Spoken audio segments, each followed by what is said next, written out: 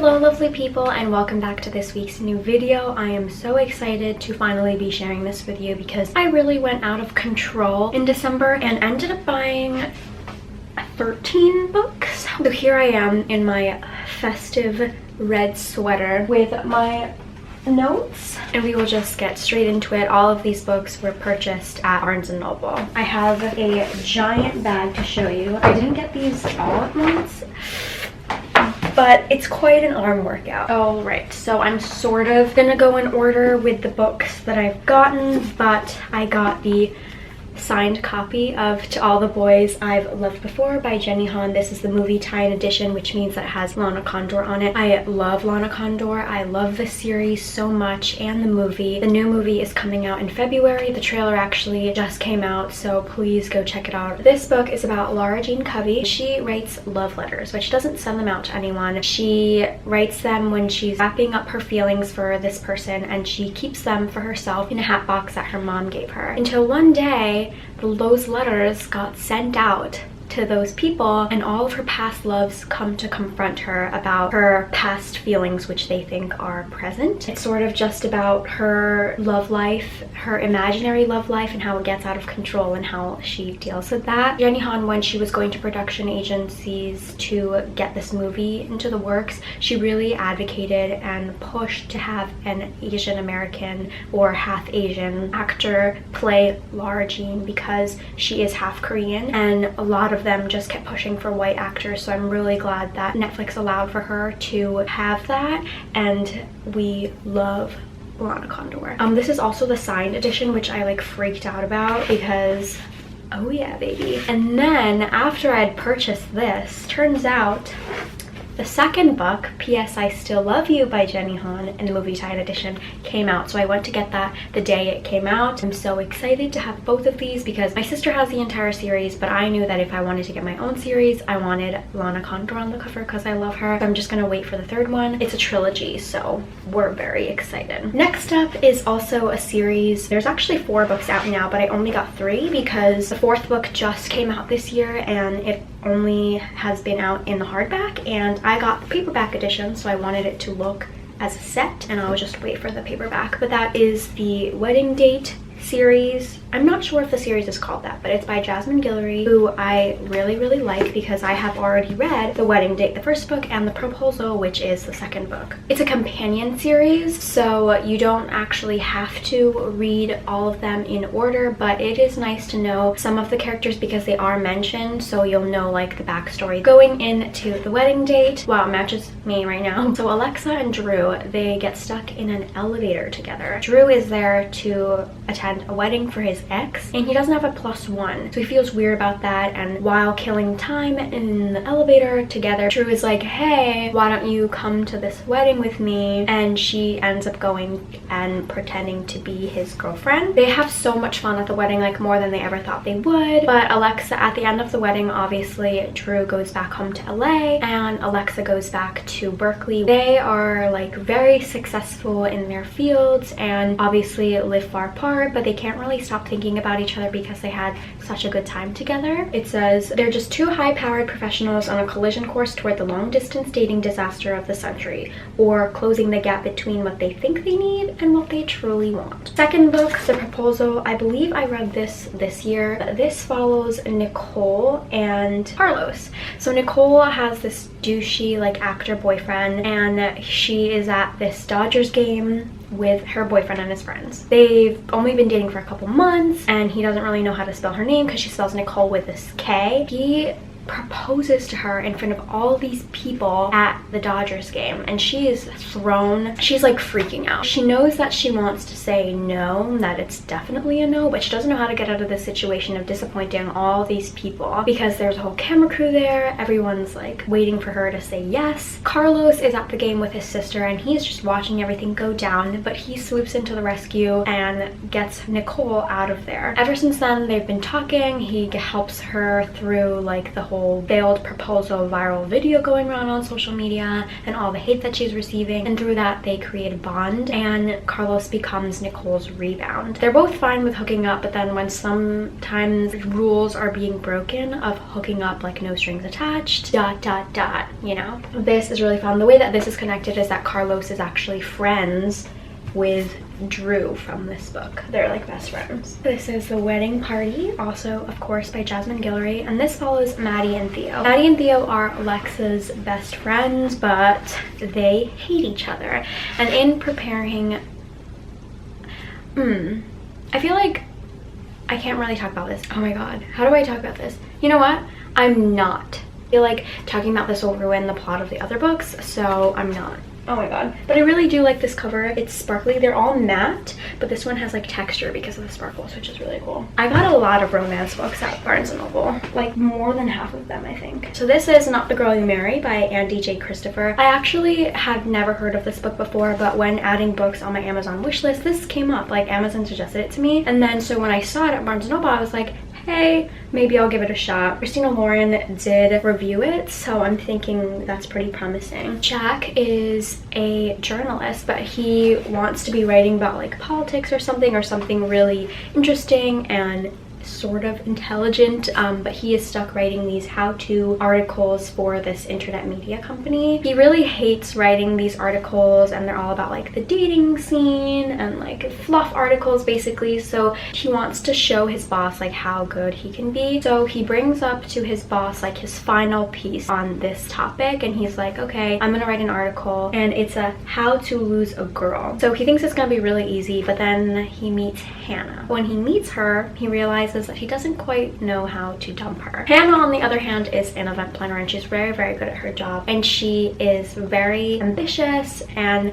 she is ready to climb the ladder, and in wanting the promotion, she wants to be able to show her boss that she can do anything, and that includes these romantic, extravagant weddings that she actually doesn't really like planning. Because she has this sort of image problem that her boss knows that, she wants to show her boss that she is capable of having feelings and that she can be warm and fuzzy, and so she's using Jack to show her boss this. Of course, in this fake relationship where they're both using each other, they are both starting to develop real feelings. I'm thinking that I haven't read romance in a long time, but I literally just finished a Tessa Dare book and I'm about to start a new one like today, so I don't know what I'm talking about, but I'm very excited for my new pile of romance books. Taking a quick little break from romance is An Anonymous Girl by Greer, Hendricks, and Sarah Pekkanen. I've read their other book before, The Wife Between Us, and I really enjoyed that. It's told in dual perspective, and I'm pretty sure each author takes on the different perspective, so it's very cool to see their different writing styles, and it obviously helps to show how the voices of each character is different. So this one follows Jessica Ferris, and she's looking for some easy money, so she joins a psychological study about ethics and morality. Line starts to blur between the real world and what's in the study, and she can't really tell what's what anymore. This also matches me.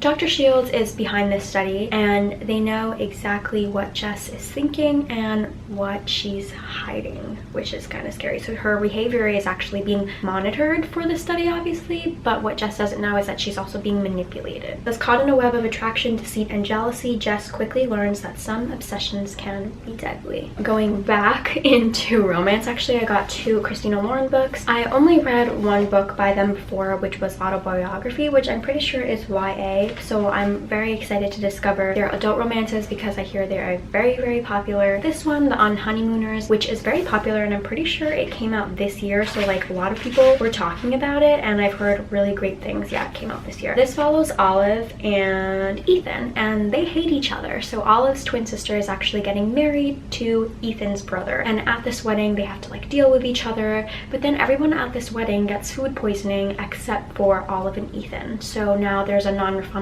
honeymoon to Hawaii, specifically Maui, to go on, and the two must deal with each other in order to enjoy this vacation together. Like Olive is like, I'm not gonna let you ruin this for me, I'm gonna have a good time. They head to Maui, but of course they're on the honeymoon, so they have to pretend they're newlyweds and everything is really romantic. After a while, Olive doesn't really mind playing pretend, and she's like, okay, Ethan's not that bad. And apparently this is a bit of a romantic comedy, which I would love. It would be nice to read about a vacation in this cold ass winter. winter. It's actually the coldest it's been so far this season, and we had like a freak snowstorm the other night, so definitely this vacation will be appreciated. And Helen Huang reviewed it. It's right on the cover here, and I love her romance books as well. I also believe came out this year because I heard a lot of hype about this one as well, and that's Twice in a Blue Moon by Christina Lauren. Yeah, this also came out in October, I think. So this follows Sam and Tate, and they were each other's first love. They were abroad on vacation and they found love, and they felt, as first loves do, very hard. Tate actually reveals to Sam that she is the long lost daughter of one of like the really famous actor. She's never told anyone her secret this before, but she later finds out that her trust was misplaced, and of course, as a result, her heart is broken. 14 years later, Tate is now an up-and-coming actress. She occasionally thinks about her first love, and when she is on this big set, that's her big break. On a set that is her big break, Sam is there. He is the last person that she was expecting to see. Sam is same old Sam. He is so charming and so handsome. Of course, since it's a surprise, Tate really has to process her feelings really quickly and go through feelings and think like, can someone do the wrong thing for the right reasons? Like, is that possible? Does he deserve a second chance? And so of course, that's when Twice in a Blue Moon comes around. Like, is this really once in a lifetime love? Can that come around again? And this is Pretty Girls by Karin. I've read The Good Daughter by her, and it was so hard-hitting. Karin is intense. Like, her books are really good, but they are also so jarring and a little bit traumatizing, and it's a lot. Like, definitely look into the trigger warnings for her books, because wow. Claire and Lydia are sisters, and they haven't spoken in over 20 years. Claire is the trophy wife of this millionaire, and Lydia is a single mom, and she's dating this ex-con, and she is struggling to make ends meet. The two of them actually, they haven't quite recovered from the disappearance of their sister Julia 20 years before, and so when Claire's husband is murdered, it sort of brings back all these feelings of how she felt when her sister first disappeared. Is there a connection between the disappearance of their sister, teenage girl at the time, and the murder of this middle-aged millionaire? And could that be what actually brings them back together? They're discovering all these secrets about their family that they never knew before. This is the one hardcover I got, and it's a signed copy, which I freaked out about, and I knew that I had to have it, and it's Leigh Bardugo's King of Scars. Let's look at her signature. This is also the Barnes & Noble exclusive edition, so it comes out with a fold-out poster and an annotated chapter. So first, let's look at this beautiful signature. And what I didn't know is that, first of all, I already love this gold cover. The best part, holy shit, I wish it looked like this throughout the entire, like even the back, but still, I love the spine of this. Holy shit, I might want to display it without this. I don't know. Oh my god, it's so pretty, and it's like textured. I love the gold and black. It looks so good. Okay, so I've only read the Grishaverse, the original Shadow and Bone trilogy by Leigh Bardugo. I do own Nine House, I just haven't read it yet, which is really bad, and I do want to read more of Leigh Bardugo's books. This one I believe follows Nikolai. I actually don't know too much about this because the synopsis on the blurb here, it's very confusing. I just know that it includes Nikolai and Zoya, and Nikolai is trying to take the throne and Zoya is there to protect him, and then there's this girl named Nina who like hates Grisha. It says Nina wages her own kind of war against the people who would see the Grisha wiped from the earth forever. I still want to read Six of Crows and that series, that duology also, so there is just so much for the Grishaverse that I want to learn more about. Holy shit. See, this is a problem. This is when you know you have too many books, when you start knocking shit down. I have one more romance, which is One Day in December by Josie Silver. If you watched my vlog from last week, you'll know that I just got this. I got the Reese's Book Club edition. I gave this to my sister to read first, but honestly, I feel like I'm gonna get to it before her. Don't tell her. This is similar to Once in a Blue Moon, actually. Lori is just on the bus, and she meets eyes with this guy, like this perfect guy, and immediately she knows that there's a connection. But of course, because she's on a bus and he's not on it, they cannot meet, and the bus drives away. After that, Lori just searches all over London, all over the bus stops, cafes, anywhere she can for this guy, until she goes to a Christmas party, obviously in December, and he's there. She finds out his name is Jack, and that he is dating her friend Sarah. So it's sort of about like the missed opportunities. It follows 10-ish years, I think. It's a friendship, heartbreak, roads not taken, and destinies reconsidered. So this reminded me of Twice in a Blue Moon. Also reminded me a little bit of One Day by, I think his name is David Nichols. And my sister also said that it reminds her of Mindy Kaling's show For Weddings and a Funeral. I obviously want to get to this in December. And finally, the last book that I got, if you watched my vlog, you'll also know, is The Goldfinch by Donna Tartt. Oh my god. It smells really good and it's like the perfect texture here. I was gonna get this used on Amazon, but used was like $15, but the Barnes & Noble one is only like $11. So I don't know, maybe because they have like a giant paperback edition, so I might have been that, but I'm fine with this tiny one. But I'm not over how it smells. I still haven't finished this book. I haven't continued it after I bought it, so it's really bad if I want to finish it by the end of the year. This follows Theo Decker, who at 13 years old is at a museum with his mother to kill some time. There's a bomb that goes off in the museum and leaves his mother and a bunch of other people dead. Theo miraculously survives. He is an orphan. Dad is like nowhere to be found. He abandoned them a couple months ago, and his grandparents don't seem to want to take him in, so instead a family friend or like a school friend, I don't know, somebody takes him in, and with that he learns about the art world. As an adult, moves silkily between the drawing rooms of the rich and the dusty labyrinth of the antique store where he works. He's alienated and in love, and at the center of the narrowing, dangerous circle. I'm not really sure how The Goldfinch fits in, but I did want to finish this before the movie came out with Ansel Elgort because I did want to watch that. With this book, I really just have been in a reading slump lately, so I'm hoping that I can read a bunch of quick and easy romance books to help me get back into reading again before the year ends, or at least the new year begins, because I want to start off strong with my new year. These are all my new babies, my 13 new babies. I hope you guys enjoyed. Let me know if you've read any of them, what you thought of them, and what books that you're excited to read if you also have these on your TBR. Please give this video a big thumbs up if you enjoyed. I definitely am excited to create more content for the new year, and subscribe to stick around also, and I'll see you guys next time. Thank you so much for watching. Bye.